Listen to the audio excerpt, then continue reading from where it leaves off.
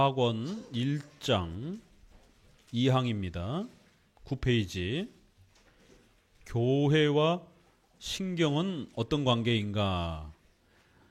신조, 우리가 사도신경, 사도신조라고도 이렇게 표현하는 이 사도신경, 우리의 공교회의 고백 속에는 이 교회에 대한 정의를 어떻게 내리고 있는가 한번 보자라는 거예요. 자, 우리 사도신경에서 교회에 대한 고백이 어떻게 나타나고 있죠? 거룩한 공교회와 성도가 서로 교통하는 것과 이 두 마디가 교회에 대한 가장 중요한 정의입니다. 그랬을 때 거룩한 공교회, 그래서 공회, 공교회, 줄여서 성공회 이런 말로 이렇게 축약이 될 수 있어요.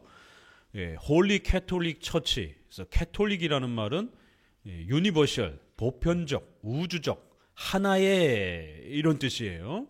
하나의 그리스도의 하나의 교회. 이걸 조금 더 풀어보게 되면 하나님의 택한 백성들, 하나님의 택한 백성들의 모임 이런 뜻인 것입니다. 그래서 좀 더 무형교회적인, 보이지 않는 그러한 성질을 이렇게 표현을 한 거고, 성도가 서로 교통하는 것과 이것은 각 지역마다 성도들이 모여서 예배적 교제를 나누고 또 성찬의 이러한 그리스도와 한 몸이 되는 이러한 엄청난 교회 성내의 이러한 교제를 나누고 또 권징, 교회법이라고 하는 하나의 질서 속에서 많은 사람들이 모이기 때문에 반드시 외적인 질서가 필요하다라는 것이에요. 중구난방으로 막 이 사람 저 사람 기도하고 이 사람 저 사람 설교하고 막 이렇게 되면 무질서해진다라는 거죠. 반드시 교회 법의 질서를 갖춰야 된다라는 거예요. 법의 질서, 권징의 질서, 그리고 마지막에는 헌금. 교회는 반드시 또 유형교회가 모이기 위해서는 모이는 공간과 이러한 또 사용에 대한 비용이 들어가고 또 함께하는 성도들 중에 연약한 성도들이 있으면 또 도와야 되고 또 직업을 갖지 않고 이렇게 종교 사역에 전념하는 목회자와 교육자들이 있기 때문에, 선교사들이 있기 때문에 또 그들을 섬기기 위한 재정적 섬김이 있어야 된다라는 것이에요. 그래서 적어도 유형교회적 교제가 된다라는 것은 이러한 헌금에 대한 책임감을 가지고 또 함께 헌신하고 신앙 공동체를 이루어간다라는 겁니다. 이것이 교회의 근본된 정의라는 것이에요. 자, 이렇게 신경에서, 사도신조에서는 아주 오래전부터 성경에서 소개하는 교회의 본질이 무엇인지를 정확하게 우리에게 가르쳐 줬는데, 이것이 중세시대로 넘어오면서 건물이 교회인 것처럼 수천억을 들여서 수백 년 동안 교회를 짓는 이런 어리석은 타락과 부패로 망가진 것이에요. 또 교황과 사제들만이 교회라고 하는 계급적인 그렇게 특수한 사람들만이 교회이고 성도들은 교회가 아닌 것처럼 이렇게 특별화시켜버린. 그래서 유니버셜이라는 말이, 보편적이라는 말이 무슨 말에 반대냐면 스페셜의 반대말이에요. 유니버셜, 캐톨릭은 라틴어기 때문에 이 캐톨릭이 영어로 넘어가게 되면 영어의 캐톨릭이라는 뜻도 있지만 해석되어지면 유니버셜, 보편적인 이런 뜻이 되는 거예요. 특별한 사람들만 다니는 곳이 아닌 이런 뜻이 되는 겁니다. 그러니까 특수한 사람들만 교회로 취급하는, 이러면 안 된다라는 거예요. 누구든지 하나님의 택한 백성들 모두가 보편적으로 다 하나님의 택한 백성들이 교회가 될 수 있다라는 것. 이게 로마 가톨릭은 특수한 사람들만이, 또 건물이 교회인 것처럼 이렇게 교회를 타락시켰고 교회가 망가진 것입니다. 그래서 성경은 유니버셜 캐톨릭, 하나의 거룩한 공교회 이렇게 표현을 한 겁니다. 로마 가톨릭이 이 소중한 교회의 정의를 망가뜨렸고, 근데 후대에 와서는 거룩한 성도의 교제, 이 부분을 또 망가뜨립니다. 제세례파, 신비주의, 은사주의, 개인주의, 무교회주의자들이 예배의 질서, 성찬의 질서, 교회 법적인 질서, 또 이러한 헌금의 질서, 오늘날 11조 제도가 율법적이라고 그러면서 폐지시켜야 되고 성도가 자유헌금으로 가게 해야 된다라고 주장하는 목사들이 얼마나 많습니까? 특별히 개혁주의 안에 좌파 개혁주의 성향을 가진 목회자들이 사회정의, 인권, 경제평등 이런 거 주장하면서 교회 안에서도 11조를 강제하지 말라라고, 그냥 성도가 자유롭게 내든 말든 상관하지 말라라고. 그런데 어느 날 교회를 덜커니 전놨어요, 세상에. SNS에 그 좌파 유명한 신학자 목사가 있습니다. 그러면서 주일 성수 11조는 자유다라고 이렇게 떠들더니만 어느 날 세상에 단독 건물을 엄청나게 교회를 짓고 뭐 봉헌 예배 드린다라고 이렇게 SNS 올라온 거예요. 이게 얼마나 모순입니까? 그럼 그 돈은 어디서 나왔겠어요, 도대체? 땅 사고 건물 짓고 이런 돈은.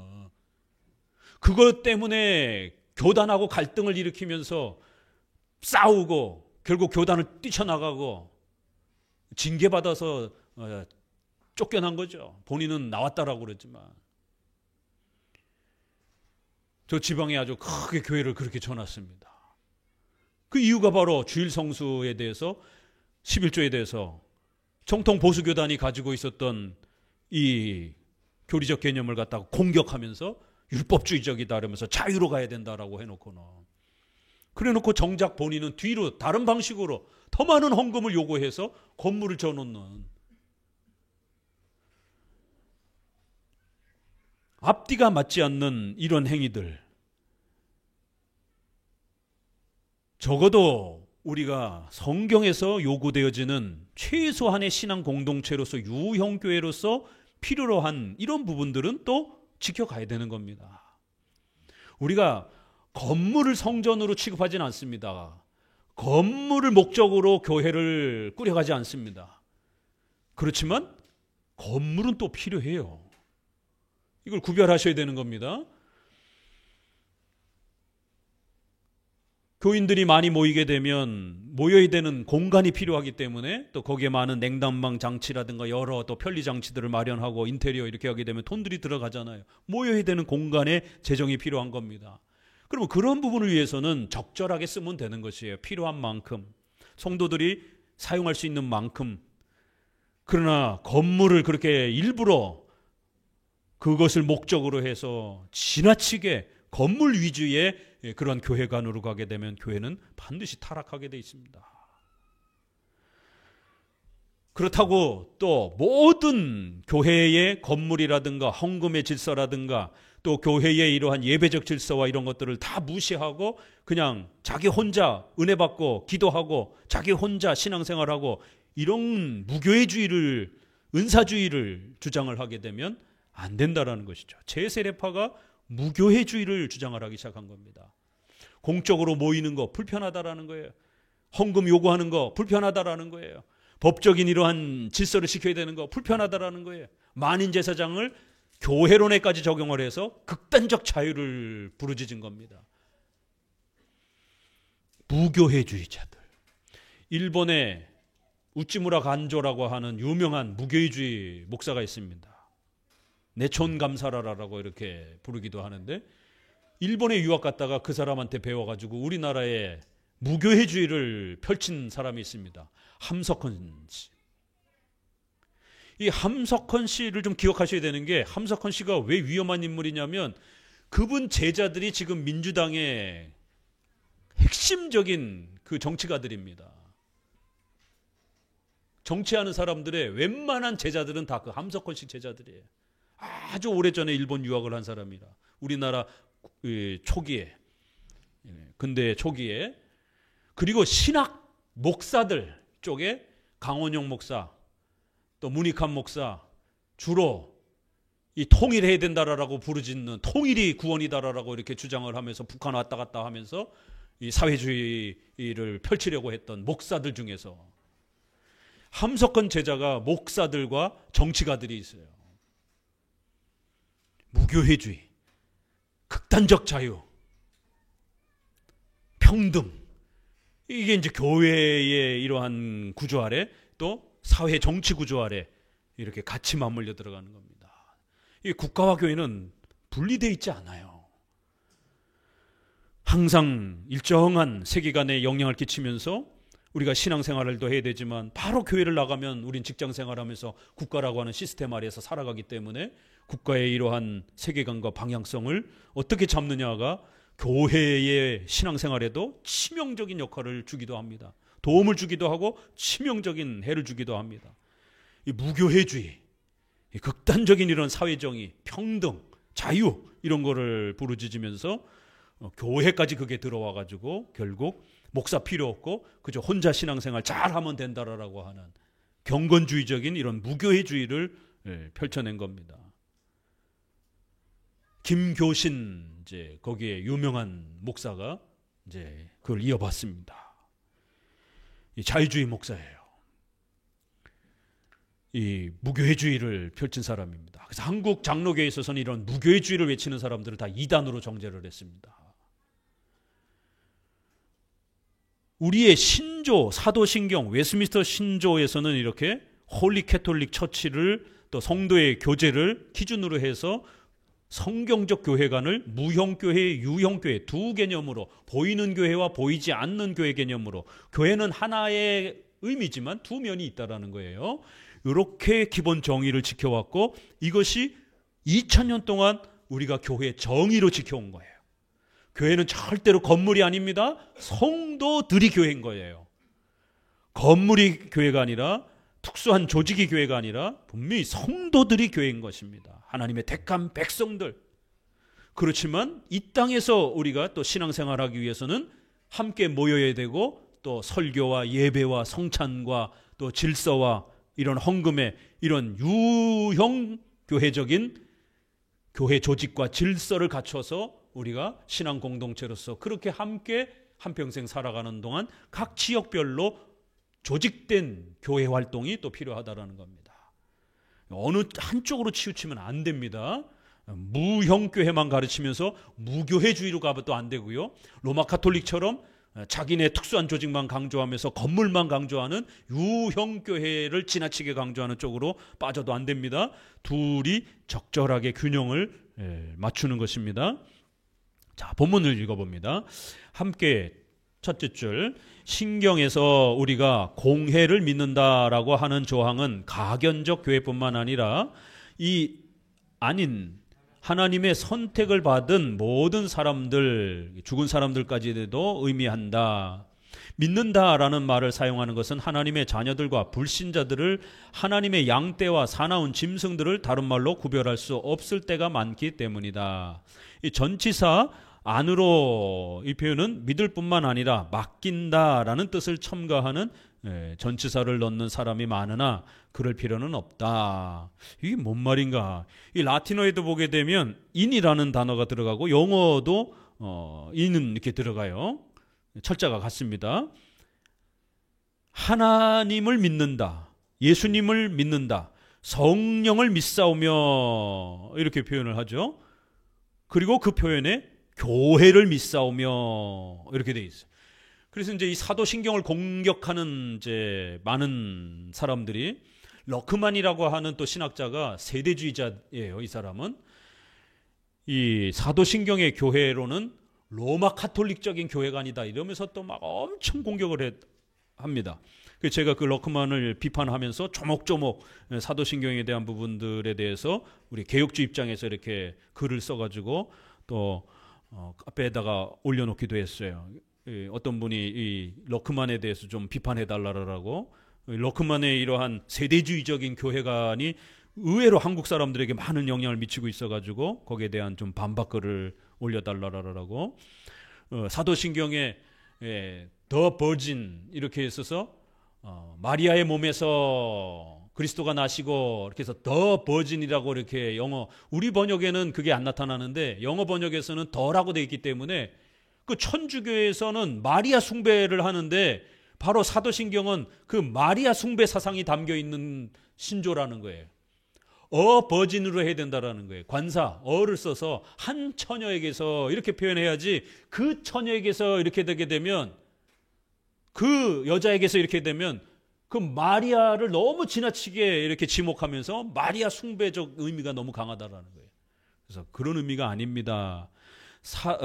이사야에서 한 처녀가에게서 아들이 낳을 것이다 그랬을 때는 막연한 알 수가 없는 처녀죠. 어떤 처녀에게서 낳을 수 있는지 모르니까. 그렇기 때문에 이사야에서는 어떤 처녀, 한 처녀에게서 이렇게 표현한 겁니다. 그렇지만 우리 사도신경은 분명히 요셉과 마리아라고 하는 특정된 그 인물에게서, 그 마리아에게서 이제 구체적으로 예수님이 태어나셨기 때문에 신구약의 모든 그 내용의 처녀라고 하는 그 대상이 바로 이 마리아라고 얼마든지 그렇게 덜어 바꿀 수 있는 겁니다. 그러니까 신앙 고백이란 성경 전체의 신앙의 내용을 요약해서 한마디로 정리해 주는 겁니다. 그래서 우리가 삼일체, 이성 일인격, 유아 세례 이런 말 성경에 없지만 성경적 용어가 되는 겁니다. 성경의 신앙의 내용을 담아내는 거기 때문에 성경을 앵무새처럼 이렇게 외우라라고 그런 식으로만 성경을 준 게 아니라 성경 전체를 녹여서 우리의 것으로 삼으라고 하는 방식으로 주신 것이에요. 그래서 문자적으로도 우리가 적용할 수 있고 또 추론, 성경을 읽다 보면 당연히 그런 결론과 교리들이 나오는 그런 내용들도 많이 있단 말이에요. 그런 내용이 훨씬 많습니다. 그래서 그러한 교리들도 또 우리가 잘 간직하면서 우리의 것으로 삼을 수 있는 것입니다. 공회라는 캐톨릭 처치라는 말은 성경에 쉽게 찾아볼 수 없어요. 시나고게, 헬라어에서는 회당, 모임, 이 헬라어로 시나고게라는 단어밖에 안 나옵니다.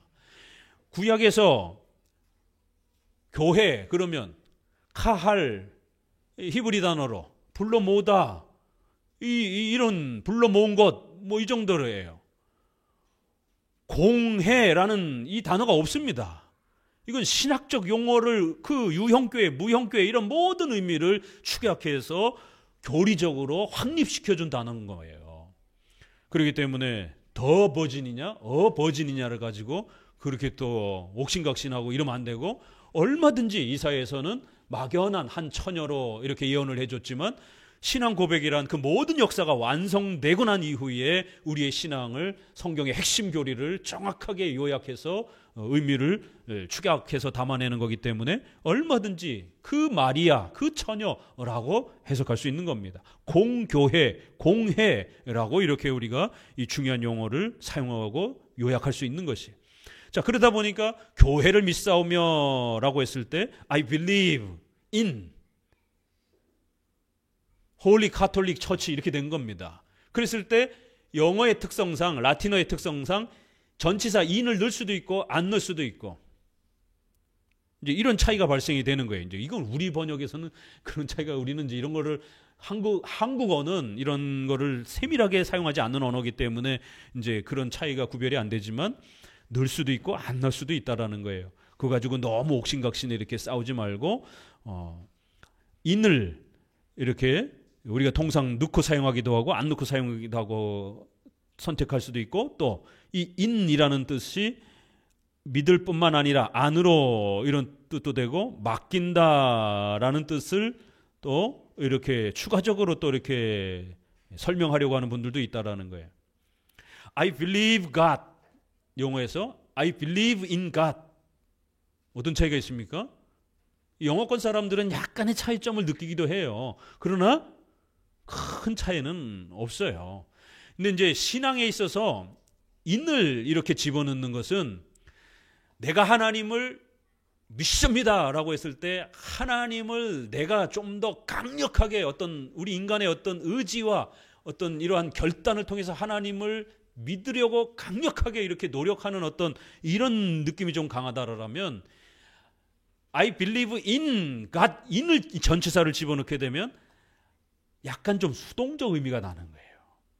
내가 믿겠습니다. 이런 어떤 좀 적극적인 어떤 전자가 표현이라면 나는 하나님 안에서 믿어집니다. 이런 약간의 언어적 차이가 있는데, 하나님 안에서 하나님의 그러한 도우심으로 내가 그 하나님 안에서 하나님의 도움으로 존재할 수 있고 믿을 수 있게 됩니다. 그래서 내가 하나님을 믿는다라고 하는 것에서도 그 어떤 뉘앙스를 이제 이 언어에서 좀 더 세밀하게 구별하려고 또 이렇게 학자들이 노력하기도 한다라는 것이에요.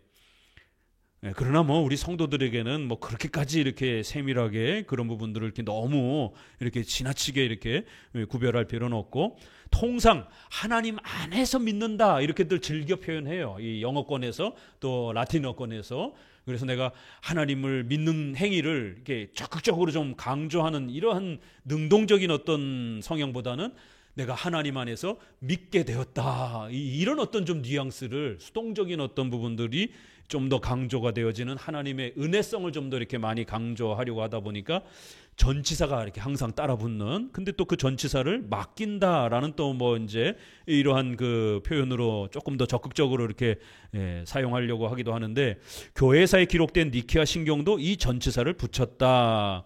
그러나 교부들의 글을 보면 초대교회에서는 교회를 믿고 의지한다라고 하지 않고 교회를 믿는다라고만 해도 아무런 문제 없이 용인되었다. 그러니까 인이 빠지면 교회를 믿는다 이런 느낌이 나는 거, 하나님을 믿는다 이런 느낌이 강한 거고, 인이 붙으면 하나님 안에서 내가 하나님을 의지한다, 하나님의 도우심으로 하나님을 의지하게 되었다, 신뢰하게 되었다, 이런 뉘앙스가 조금 있기도 하다라는 거예요. 그러나 그건 크게 이렇게 너무 그 차이를 세게 강조하지 않아도 된다라는 거예요. 교회도 마찬가지로 in church 아니면 그냥 church, I believe church, I believe in church 이렇게 좀 뭐 구별해서 쓰기도 하지만 신조에서도 전치사를 붙이기도 하고, 또 통상 이제 학자들의 글에 보게 되면 안 붙이고 그냥 쓰기도 하고, 이렇게 교회를 믿는다라고만 해도 아무 문제 없이 또 용인되었다. 자, 가장 중요한 것은 정의가 두 개가 있다라는 거예요. 거룩한 공교회, 또 하나는 성도가 서로 교통하는 것과, 그래서 하나님의 택한 백성들이라고 하는 강력한 신앙 고백의 중요성을 기억하는 이 신앙의 본질, 그러면서도 유형교회, 우리가 함께 모여서 또 이렇게 일정한 조직을 갖추고 목사와 장로 또 집사 이런 직분들이 존재하고, 또 그러한 직분들을 세우기 위하여 교회 법과 질서, 이러한 또 행정, 이런 것들을 또 함부로 무시하면 안 된다라는 거예요. 교회의 질서에 의해서 우리가 세례를 받잖아요. 하나님의 백성이 구원받았다라고 하는 이 표시를 교회의, 유형교회의 질서를 통해서 받기 때문에 유형교회를 함부로 무시하면 큰일 납니다. 그래서 웨스트민스터 신앙고백 25장에는 이러한 유형교회를 떠나서는 구원을 보장받을 수 없다. 세례도 교회 안에서 주는 거고, 성찬도 교회 안에서 주는 것이고, 공적인 예배도 교회 안에서 이루어지는 거예요. 여러분 집에서 혼자 예배드리고 혼자 성찬하고 혼자 자기 머리에다가 물 뿌리고 세례 주고 이래서 될 수 있는 게 아니라는 겁니다. 하나님은 이런 공적인 질서 속에서 세례가 이루어졌을 때에 구원의 보증으로서 효력을 하나님께서 주시겠다고 약속했고, 성찬도 그렇게 공적인 교회의 질서 안에서 이루어지게 되면 놀라운 은혜의 역사가 주어진다라고 그렇게 약속하는 겁니다. 절대로 집에서 혼자 이렇게 책 읽고 경건 생활하고 이걸로 만족해서는 안 됩니다. 반드시 교회 생활을 하셔야 됩니다. 유형교회에 속해야 됩니다. 좀 교회가 부족해도 교회에 나오셔야 되는 거예요. 혼자 있는 것보다는 그래도 교회에 몸담고 교회 생활을 해야 훨씬 더 안전하게 신앙이 성장하고 유지되어져 갈 수 있는 것입니다. 목사가 사람이 설교하고 사람이 세례 주고 사람이 성찬을 주고 사람이 모여서 같이 예배 드린다 할지라도 하나님이 그런 질서를 명령하셨기 때문에 거기에 하나님의 놀라운 역사와 은혜가 주어지는 것입니다. 요즘에는 인터넷이 발달이 되면서 심각한 일이 벌어진 거죠. 무형교회 중심, 무교회 중심이 점점 더 커져가고 있어요.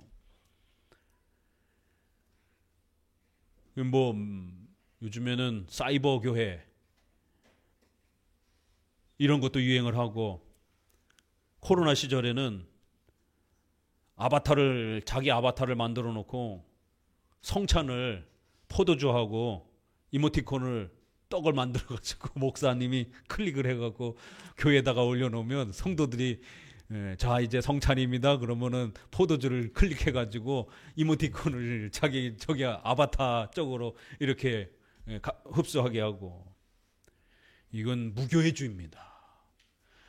서울의 큰 교회에서 성도들 사진 찍어가지고 사진 여기다 앉혀놓고 예배드리고, 카톨릭에서는 또 그 사진에다가 또 성수를 뿌리면서 또 축복해주고, 교회가 미신화되는 거예요. 교회가 교리에 있어서 올바름을 갖추지 못하면 항상 미신의 이 위험이 도사립니다. 인간은 종교적 존재이기 때문에요, 본능적으로 이런 신에 대한, 종교성에 대한 부분들이 인간은 갖추고 있습니다. 그래서 지나가다가 조금 특이하게 생긴 바위만 보게 되면 비는 거예요. 조금만 이상한 나무만 보게 되면 비나이다. 이게 인간인 겁니다. 그래서 교회 안에서는 철저하게 말씀으로 훈련시켜주지 않으면 기독교적 미신도 만들어지는 거예요. 일방 종교적 미신도 있지만 기독교적 미신도, 하나님의 이름으로, 신앙의 이름으로 행하여지는 수많은 미신들도 존재합니다. 그래서 교회가 미신화되지 않도록 항상 조심하셔야 됩니다. 어느 쪽으로 치우치지 않도록 유형교회의 질서도 잘 존중하면서, 또 여러분들이 유형교회를 함께 세워가고 또 유형교회를 지키기 위해서 서로 노력하는 또 이러한 성도들의 교회적 헌신, 이건 또 굉장히 귀한 겁니다. 그런 헌신에 대해서 하나님은 또 반드시 복 주실 것이다라고, 재정적으로 헌신한 분들에게는 또 그런 재정의 복을 주시는 겁니다. 육체의 또 이런 노동을 통해서 교회를 섬기고 또 많은 봉사들을 행하게 되면 또 육신의 건강과 또 이런 부분들을 주시겠다라고, 비례 관계로 또 배수 관계로 더 복을 주겠다라고, 이렇게 이 땅의 유형교회를 존중하는 게 얼마나 소중한 것인지 거듭 강조합니다. 구약을 특별히 보세요. 신약은 정의를 내리고 구약은 샘플을 보여주는 거예요. 구약의 아합 왕이라든가 여로보암 왕이 교회를 무시하고 짓밟고 깔보고, 사무엘 선지자라든가 사울 왕이 사무엘 선지자를 막 함부로 대하고 선지자 잡으러 막 오고, 또 다윗이 당대에는 교회의 대표성을 갖는 겁니다. 그럴 때 다윗을 사울이 죽이려고 하고 핍박하고 못 살게 굴고, 그럴 때 사울 왕이 구약의 이런 북왕조가 얼마나 무서운 벌을 받는가. 연약해 보이지만 교회를 함부로 깔보고 교회를 조롱하고 교회를 핍박하게 되면 3대, 4대가 벌을 받을 것이다라고 성경은 엄히 십계명을 통해서 교회와 하나님을 사랑하고 존중하는 자는 1000대까지 복을 내릴 것이고, 교회를 우습게 여기고 하나님을 우습게 여기는 자들에게는 3대, 4대를 하나님이 징계하실 것이다라고 이 계명을 통해서 우상 숭배하지 말라 라고는 그 약속 안에 또 그렇게 포함시켜서 교회를 존중하라라고 강력하게, 교회에서 합법적으로 드려지는 예배를 존중하라라고 그렇게 또 경고하시는 것입니다. 우리 성도들이 또 물심양면으로 또 이렇게 한마음교회를 잘 섬겨주셔서 교회가 없어지지 않고 또 이렇게 지난 30년 동안, 벌써 30년 가까이 됩니다. 28년 가까이, 1999년에 첫 시작을 했으니까 그 30년 이제 가까이 돼갑니다. 수많은 교회들이 중간에 없어집니다. 목사님이 힘들어서 포기하기도 하고, 또 성도들이 없어서 자연 폐쇄가 되기도 하고, 이렇게 많은 어려움들이 있는데, 그 중에 그래도 우리 한마음교회는 이렇게까지 잘 성장하면서 자리를 지켜온 것은 또 우리 성도들이 함께 물심양면으로 또 잘 섬겨줘서 또 이렇게 자리를 지켜온 겁니다. 또 저도 힘들다고 도망가지 않고 그래도 잘 이 사명을 지금까지 감당했기 때문에 또 우리가 이렇게 함께 건강한 장로교회를 또 함께 또 섬겨갈 수 있는 것입니다. 하나님께 이런 수고와 헌신들이 참으로 귀하다라는 것을 또 기억하시고, 또 앞으로도 여러분의 후손들 가운데도 또 계속해서 교회를 잘 섬겨가라라고, 또 부모님들은 그렇게 유언하셔야 되고 또 그렇게 자녀들에게 신신당부하셔야 됩니다. 하나님의 집, 디모데서 있는 것처럼 하나님의 집이라는 거예요. 자, 계속 봅니다. 중간쯤에 에베소서 1장 13절 10페이지쯤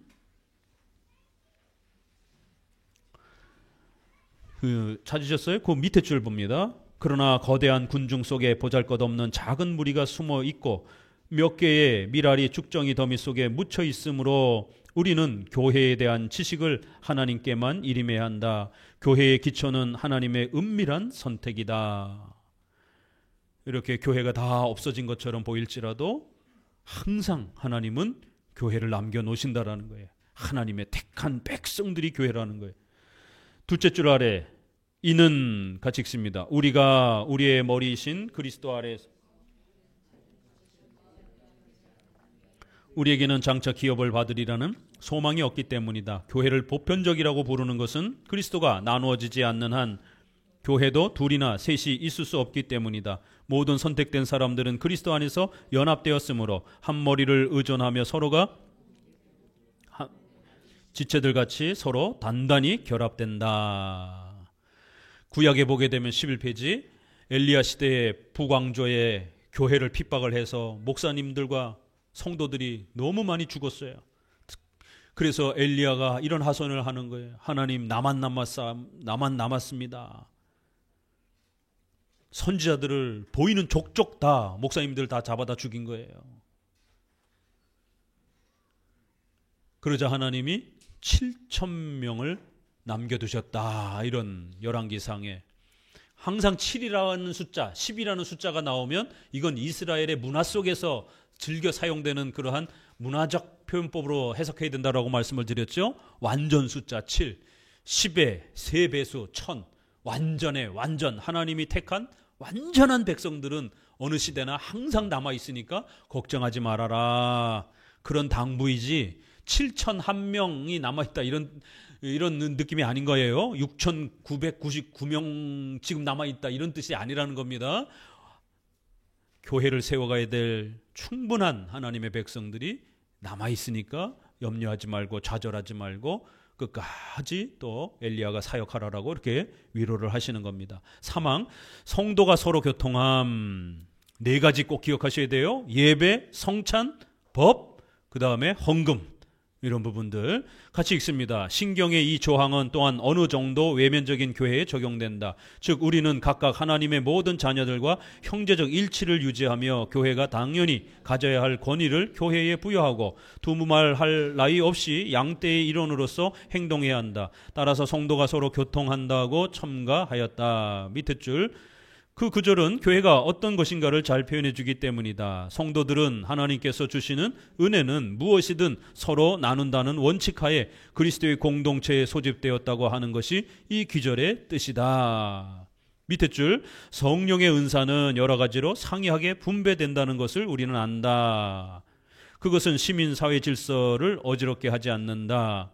시민사회에서는 각 사람의 사유재산이 허락되는데 이 사도행전 4장 32절 이렇게 하면서 바나바가 재산을 다 갖다 이렇게 헌금을 하잖아요. 이런 부분 잘 읽어야 된다라는 거예요.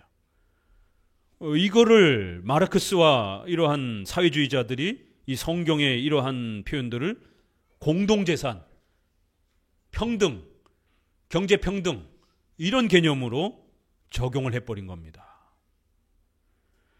사도신경에서 4가지 성도가 서로 교통한 것과 라고 했을 때 특별히 우리가 헌금 부분에서 우리의 가진 재산과 우리의 그러한 재정을 나눈다라고 하는 것은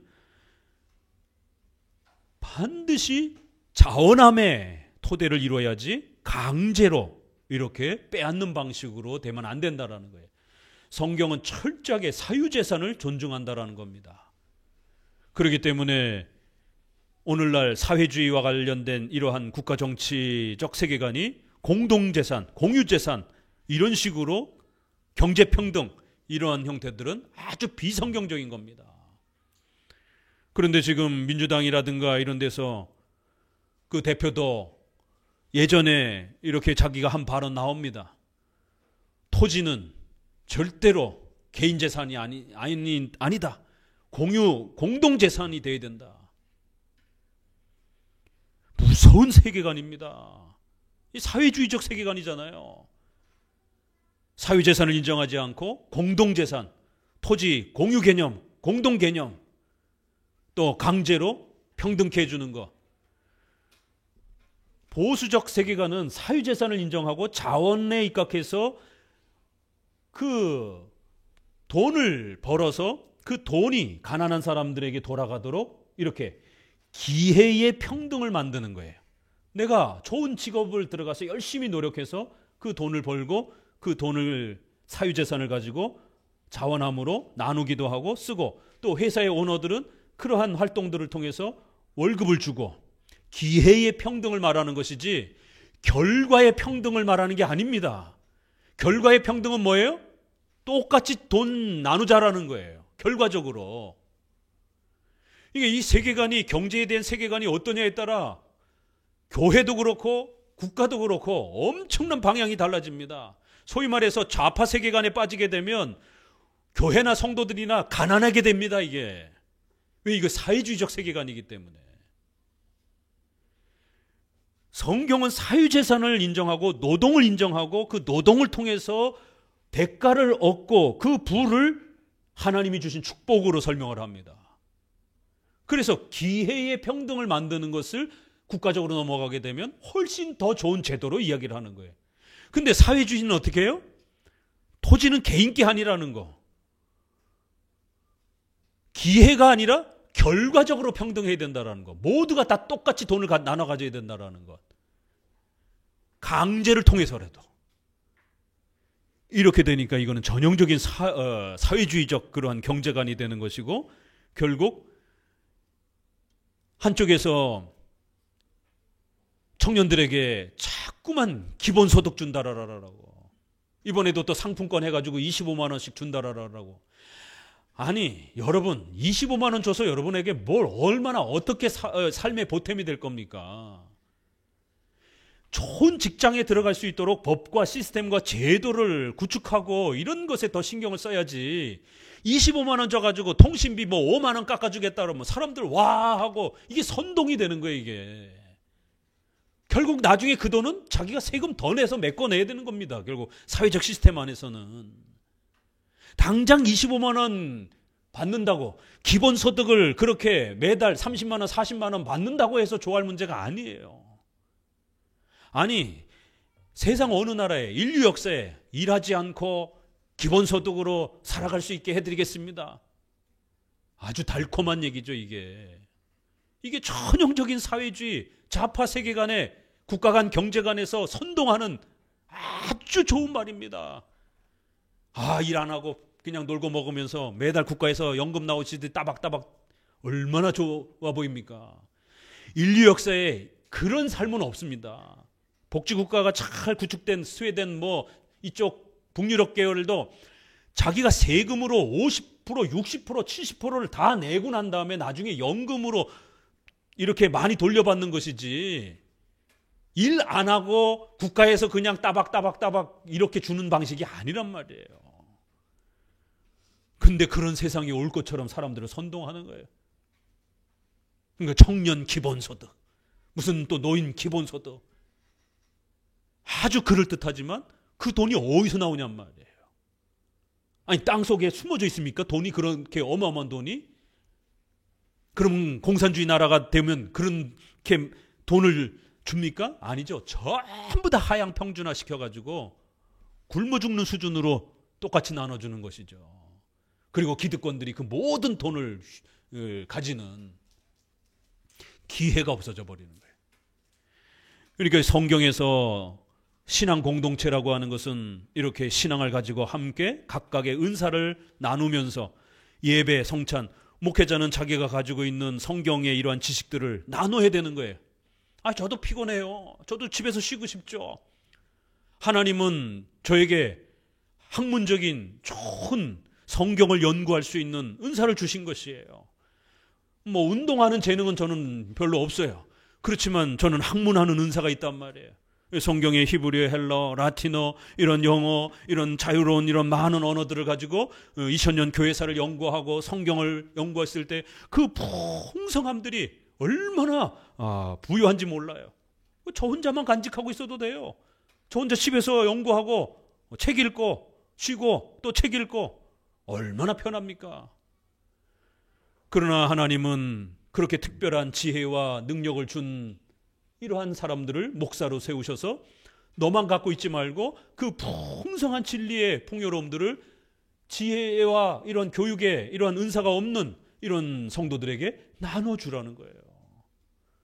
이렇게 2시간씩 또 주일날 4시간 서서 설교를 해야 되고 또 찾아오시는 분들 상담을 해야 되고 목이 다 쉴 때까지 왜 이렇게 해야 됩니까?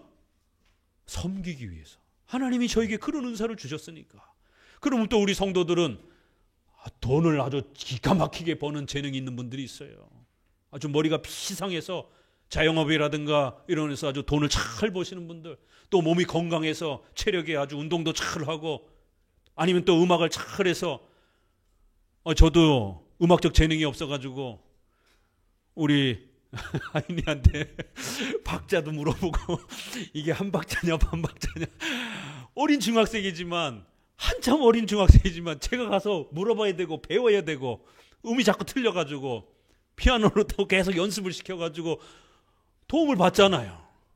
이렇게 하나님께서는 성도들이 함께 모였을 때 지식으로, 체력으로, 또 예능의 음악적 재능으로, 또 경제적 재능으로 다양한 서로의 재능을 서로 나누도록 그렇게 하셨다라는 거예요. 이건 사유 재산, 사유 은사, 개인의 고유한 것이다라는 거예요. 하나님이 주신. 그렇지만 우리의 신앙 공동체를 형성하기 위해서, 하나님의 교회로 모이기 위해서는 그런 은사들을 서로 함께 나누어야만이 이 땅에서 유형교회를 이루어갈 수 있다라는 거예요.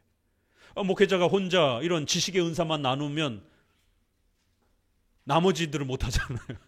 저희 교회가 피아노를 치는 분이 없으셔가지고 자그마치 한 몇 년 동안 무반주로 또 이렇게 여기 음원 되어 있는 걸 가지고 이렇게 해왔던 겁니다. 그런 은사가 있는 사람이 없으니까. 이렇게 은사가 있는 분이 있으니까 더 좋은 소리로, 음악적 피아노 소리를 우리가 들을 수 있게 되고 같이 도움을 받는 거예요. 그런 것처럼 재정과 관련해서도 이렇게 사유재산을 기본으로 하고 그거를 함께 자원함으로 나누는 방식이지 절대로 강제로 빼앗는 방식으로 되어서는 안 된다라는 거예요. 그렇게 되면 사회주의, 공산주의가 된다라는 겁니다. 이런 교회적 조직과 공동체의 성격도 이렇게 설명하면서 이것이 곧 사회로 나가게 되면 사회의 이러한 국가라고 하는 하나의 공동체도 절대로 강제로 공동 평등 이렇게 나누어가는 방식으로 되어서는 안 된다라는 걸 우리가 알 수가 있는 것이죠. 인간에게 자유를 주고 그 개인의 소유권을 허락하면서 서로가 자원하는 마음으로 또 국가를 존중하는 또 4대 의무를 짊어지는 이러한 국가의 법질서 체계 아래에서 서로가 존중하는 것이지, 그거를 강제로 뭔가를 이렇게 해가지고 일도 하지도 않고 그냥 기본소득을 받으면서 살아갈 수 있는 이러한 나라는 이 세상에 단 한 번도 존재하지 않았습니다. 반드시 본인이 노력하고 열심히 일을 할 수 있는 기회를 만들어주고 그런 기회를 통해서 합법적으로 월급을 주도록, 그래서 국가의 역할은 월급을 안 주는 악덕 사장들에 대해서 법적으로 제재를 가하는 그 정도의 역할이지 그 돈을 빼앗아 가지고 강제로 나눠주는 이런 방식은 아니라는 것입니다. 그래서 교회 안에서 이렇게 사도행전에 나왔던 그 바나바의 헌금도 그 자원해서 자발적으로 사도들에게 헌금을 내놓은 것이지 절대로 강요해가지고 그렇게 주어진 게 아니다라는 겁니다. 이게 교회의 이런 유형 조직체라고 하는 거를 잘못 우리가 이해하게 되면 소위 말해서 로마 카톨릭과 같은 맹종맹신, 또 사이비 교주처럼, 또 사이비 교회처럼 그렇게 또 그냥 맹종맹신하는 또 이런 형태, 또 국가도 하나의 조직 형태잖아요. 그럼 국가 간에서 이런 공산주의나 사회주의처럼 또 모든 국민의 이러한 자유와 이러한 기회를 묵살시키는, 억압하는 이러한 또 형태가 될 수도 있다는 거예요. 그렇기 때문에 사람이 살아가는 이러한 일정한 유형교회의 조직은 우선 교회적으로 이러한 특징을 갖춰야 된다는 거예요. 이게 사람들이 모이는 방식에 있어서 가장 건강함을 유지할 수 있다는 겁니다. 개인의 자유를 존중하고 또 그 개인의 자유가 자원해서 서로가 나누면서 함께 서로를 도우면서 하나의 신앙의 목적을 가지고 교회라고 하는 공동체를 형성할 수 있다는 거예요. 이런 원리는 세상으로 영향을 끼치게 되면 국가라라고 하는 또 특정한 시민과 국민들이 하나의 공동체를 형성할 때 어떤 공동체가 돼야 되는가? 과거에 왕의 기분에 따라서 사람들이 막 죽어나가는 봉건제, 왕족제도 다 경험해 봤잖아요. 얼마나 국민들이 힘든가. 또 1, 2차 세계대전을 통해서 사회주의, 공산주의가 얼마나 무서운가를 또 경험해 봤잖아요. 자유민주주의, 입헌민주주의, 공화주의 이런 형태가 그나마 그래도 법 아래에서 서로가 평등하고 기회와 자유를 얻는 이런 형태가 국민들에게 훨씬 안전함을 주더라는 거예요. 이게 어디서 오는가? 교회에서 이미 벌써, 교회의 시스템에서 이미 벌써 하나님은 우리에게 그런 힌트를 주셨다라는 것이에요. 그래서 교회가 모일 때, 여러 사람들이 모일 때 반드시 법치주의. 요즘엔 탄핵 사건 때문에 여러분 배우죠? 법치주의와 사법주의가 좀 달라요. 법은 왕이건 대통령이건 모두 그 법에 평등해야 돼요. 그걸 우리가 법치주의라고 그러는 거예요. 입헌민주주의, 입헌, 법을 만들면 거기에서 모두가 민주주의, 똑같이 자유롭게 그 법의 지배를 받아야 되는 거예요. 사법주의는요, 사법이라고 하는 힘과 권력을 갖고 뭐가 벌어지는 거예요. 그래서 뒤에 이즘, 주의가 붙는 거예요. 사법의 권력을 독점한다. 판사, 검사 이런 사람들이 자기들의 배운 그 지식을 가지고 자기들의 직업을 가지고 권력화하고 독점화해서 그러한 지식과 권력이 없는 사람들을 깔보고 무시하고 짓밟고 사법주의, 법을 악용하는 이러한 또 법 시스템도 있을 수 있다라는 거예요. 왕의 독재 체제도 무섭지만 법이라고 하는 이 전문성을 특정한 사람들이 독점해가지고 그걸 가지고 사람들을 괴롭히는 무서운 이런 시스템도 있을 수 있다라는 겁니다. 그래서 북한도 인민민주주의 공화국이에요. 공화국은 뭐예요? 삼권분리, 법제도. 북한도 법이 다 있어요. 근데 문제는 그게 김정은 마음대로 다 휘두르니까 판사, 검사, 변호사 다 있어도 소용이 없는 거예요. 경찰 있어도 소용없는 거예요. 형식상으로는 공화제를 만들어 놓은 겁니다. 삼권분리, 법을 만들어 놓은 거예요. 근데 김정은이 다 주무르는데 뭔 소용이 있어요. 형식적으로는 자기는 왕은 아니라는 거예요. 그래서 뭐 위원장, 뭐 국방위원장, 무슨 뭐 서기장 이러면서 공화제 이렇게 핑계는 되는데 실제로는 왕이잖아요. 아무도 법 시스템을 사용할 수 없고 아무도 그런 어떤 기회를 가질 수 없는 이러한 형태. 그렇기 때문에 이름만 번지르하다라고 해가지고 그렇게 속아서는 안 되는 것입니다. 실제로 그 자유와 기회와 법이 작동이 돼야 되는 겁니다. 그럴 때 이번에 대한민국이 자유민주주의냐 인민민주주의냐 이 사회주의로 가느냐 전체주의로 가느냐에 대한 엄청난 체제 전쟁이 지금 벌어지고 있습니다. 대한민국 근대 70년 역사상 가장 시급한 위기입니다. 그렇기 때문에 더욱 정신 차리고 이런 때에 자녀들을 가르치고 왜 어른들이 이렇게 싸우는 것인지 뭐 때문에 싸우는 것인지 그러면 자유민주주의라는 시스템이 무엇인지 자유시장 경제라는 게 무엇인지 근데 한편에 있는 분들은 왜 그렇게 민주주의 한다라면서 인민민주주의 비슷한 이런 형태를 공공재산, 공유재산 이런 경제평등 이런 걸로 자꾸만 뭔가 사회를 만들려고 하는 이게 뭐가 다른가. 지금 그래서 연일 뉴스에서 홍콩 얘기가 다시 나오잖아요.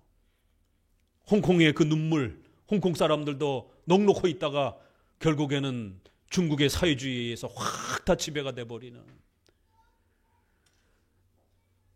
이러한 위기 때의 체제전쟁 속에서 어정쩡하게 있다가 본인과 자손들 전체가 붕괴가 될 수 있는 겁니다. 분명히 대한민국은 자유민주주의 사유재산을 존중하는 이러한 근대 국가의 형태로 서구 민주주의의 이러한 방식을 표방하는 그런 나라들과 함께 자유민주주의를 구축해온 나라입니다. 여러분 어느 날 갑자기 중국 시스템에서 살아가라면 여러분 살아갈 수 있을 것 같아요? 인터넷 검열 다 당하고 하고 싶은 말 못하고 못 삽니다. 자유를 누렸던 사람들은. 언론 탄압하고 카톡 검열하겠다고 그러고 유튜브 고발하고 일간지들 언론들 다 전부 다 찾아다가 고발을 하고 설문조사한 업체들 다 고발을 하고 이 전체주의입니다. 이게 집단주의, 자기들이 원하는 그러한 시스템에 못 들어오는 사람들은 전부 다 제거하는. 자유민주주의는 생각이 달라도 법 테두리 안에서 항상 서로가 자기의 의견을 개진하면서 그 자유를 보존해 가는 거예요. 조금 다르게 주장했다고 전부 다 감옥에 집어넣고 전부 다 입 다 막아버리고, 이건 전체주의, 파시즘. 독일이라든가 일본이 전체주의, 파시즘, 독재 이런 형태입니다. 결국 지금 이러한 엄청난 도전들을 지금 대한민국은 받고 있고, 체제 전쟁에 대한 위험 속에서 지금 이쪽으로 갈 수도 있고 이쪽으로도 갈 수도 있는, 정말 하루하루가 하나님 앞에 기도하지 않으면 어떤 일이 벌어질지. 왜요? 만약 여기서 탄핵이 인용이 되고 만약 신속하게 진행이 되게 되면 대선이 바로 오게 되고, 그러게 되면 사회주의와 전체주의 이런 검열, 이렇게 억압하는 이러한 세계관을 가진 사람들이 대통령과 국회권을 전부 다 가지게 되면, 지금도 난리인데 예배의 자유, 생활의 자유 다 차단됩니다. 그렇기 때문에 우리가 신앙으로서 이런 정확한 개념을 갖게 되면, 지금도 보세요. 대부분 누가 싸우냐면 기독교인들이 싸웁니다. 유튜브에서 소위 말해서 보수 유튜버들 하는 사람들 대부분 보게 되면 다 기독교인이, 거의 7, 80%가. 뭐 공병하우스부터 시작해가지고 나오는 뭐 의지성 작가도 그렇고 여러분들이 다 기독교인들입니다. 3.1운동 때도 그랬어요. 만세운동 일으켰던 유관순부터 시작해서 안창호, 그 다음에 뭐 이런 유명한 분들 다 기독교인입니다. 왜요? 기독교인들은 하나님과 우리의 신앙관계, 또 신앙의 자유, 예배의 자유, 또 국가의 이러한 독립성, 이런 개념들을 성경으로부터 배우다 보니까 그게 위협을 받게 되면 크리스천들은 견딜 수가 없는 거예요. 일반인들이야 이 정부든 저 정부든 먹는 거에서 간섭 안 하면, 조금이라도 먹여주면 그냥 어느 제도든지 그냥 살아가는 거예요. 그냥 거긴 또 이런 시스템도 없고 저항해야 될 조직도 없고 하루하루 살아가기 바쁜데, 그런데 교회는 조직력을 갖추고 있잖아요. 우리 가서 저항합시다 그러면 성도들이 우르르 모인단 말이에요. 일반 세상 사람들은 그런 조직력이 없기 때문에 무슨 뭐 배드민턴 단체 저기 자전거 동호회에서 모입시다 그러면 이렇게 뭐 모이나요? 그렇지가 않잖아요. 그러나 교회는 이런 하나의 조직력을 갖추고 있기 때문에 목회자가 지금 위험한 상태입니다. 이거 정부에다가 요구합시다. 박정희 대통령 때 한번 주일날 화폐 개혁을 하려고 했었습니다. 그래서 교계의 목회자들이 강력한 목소리를 내면서, 우리 성도들은 주일 성수하는데 만약 주일날 화폐 개혁을 해버리게 되면 성도들 돈 바꾸지도 못하게 되는데 안 된다라고 강력하게 정부에다 항의하면서 월요일날 날짜를 연기해달라고 바꿔줬어요. 과거에요, 제가 젊었을 때만 해도 공무원 시험 다 일요일날 시험 봤습니다. 지금은 토요일날로 이렇게 많이 바뀌었어요. 그 정부에게다가 계속해서 교계 목회자들이 요구한 겁니다. 크리스천들은 주일 성수를 해야 되는데 공무원 시험을 이렇게 일요일 날만 계속 보게 되면, 왜 학생들이 일요일 날만 쉬다 보니까 학교를 사용할 수 없으니까 몇만 명, 몇십만 명씩 이렇게 시험 보는데 일요일밖에 없다라고 정부가 핑계 대는 거예요. 토요일 날도 있지 않느냐, 이렇게 해서 강력하게 요구해서 토요일 날로 이렇게 평일 날로 바뀌었습니다. 지금 주일 날 시험 보는 데가 많이 줄었습니다. 이렇게 하나의 교회의 유형교회적 조직이라고 하는 게 얼마나 소중한지, 이거 개인이 목소리 낼 수 있는 게 아니란 말이에요. 하나의 큰 그래도 세력이 정부를 향해서 부당함을 요구하고 또 거기에 대해서 서로 협상을 해서 교회가 피해를 당하지 않도록, 이러기 위해서는 반드시 유형교회적 조직과 질서를 갖춰야 되고, 그 유형교회는 하나의 큰 시스템 안에서 체계와 질서를 잘 갖춰야 된다라는 거예요. 왜냐하면 사람이 모이는 곳이기 때문에 이게 막 무질서하게 되게 되면 조직이 유지가 될 수 없다라는 거죠. 12페이지로 가봅시다. 위에서 셋째 줄 읽어봅니다. 여기서 우리가 이 일에서 어떤 유익을 받게 되는가를 아는 것은 대단히 중요하다. 우리가 교회를 믿는 근거는